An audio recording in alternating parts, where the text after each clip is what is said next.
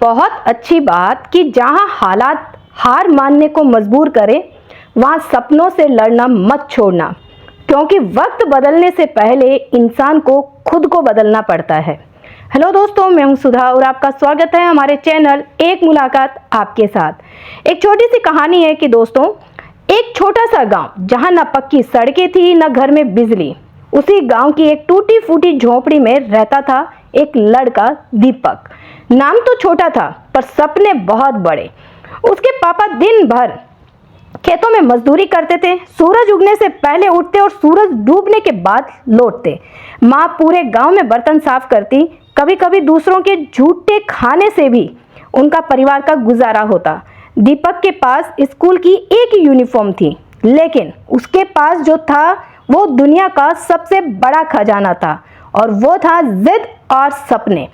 हर रात जब गांव की बत्तियां बुझ जाती, तब दीपक लालटेन की धीमी रोशनी में पढ़ाई करता। कभी कभी वो गांव के सरकारी दफ्तर में बाहर बैठ जाता, क्योंकि वहां एक बल्ब जो है वो जलता रहता था।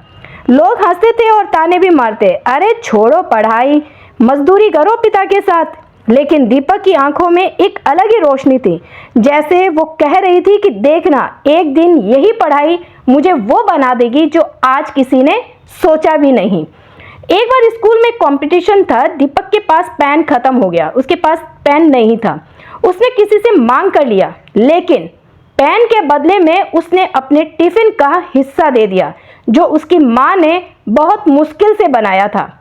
कभी उसके पास किताबें नहीं थी तो वह दूसरे बच्चों की फेंकी हुई पुरानी किताबों से पढ़ता।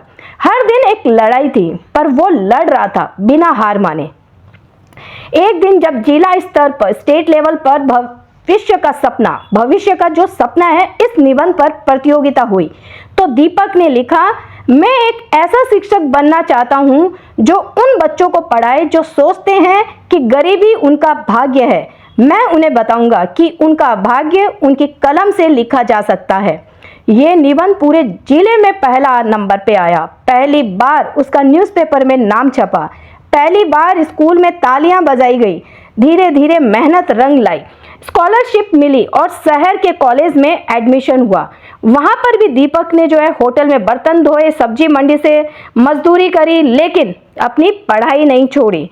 सालों की तपस्या के बाद दीपक एक सरकारी स्कूल में शिक्षक बन गया, उसी गांव के पास जहां लोग कभी कहते थे कुछ नहीं कर पाएगा। अब वो हर उस बच्चे को पढ़ाता जिसके पास किताबें नहीं, लेकिन सपने हैं। वो कहता है कि मेरे जैसे कई दीपक इस मिट्टी में छुपे हुए हैं, जरूरत है तो सिर्फ उन्हें रोशनी देने की।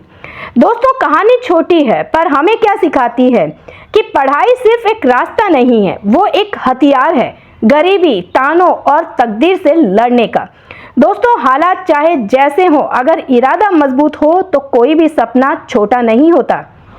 और सबसे जरूरी बात, कभी भी अपनी मेहनत पर शक मत करना, क्योंकि समय आने पर यही मेहनत तुम्हारी सबसे बड़ी ताकत बनती है।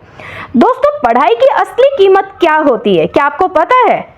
वो त्याग जो माता पिता बिना बोले करते हैं, वो अकेलापन जब सब कहे तू नहीं कर सकता और फिर भी तुम करते हो, वो रातें जब नींद और भूख दोनों से लड़ते हुए किताब थामे रहते हो, वो पल जब खुद से कहते हो एक दिन मैं कुछ कर दिखाऊंगा, सिर्फ अपने लिए नहीं, उन सब के लिए जिन्होंने मुझ पर विश्वास किया और उनके लिए भी जिन्होंने विश्वास नहीं किया। दोस्तों, पढ़ाई की कीमत पैसों से नहीं, चरित्र से तय होती है, और वो तब बनता है जब इंसान सबसे अंधेरे में भी अपने लिए रोशनी खोज लेता है। तो दोस्तों, अगर आपको हमारा वीडियो अच्छा लगे तो please like, share and subscribe ज़रूर कीजिए, ताकि आने वाली वीडियोस आप तक सबसे पहले पहुंचे। तब तक के लिए जय श्री कृष्णा।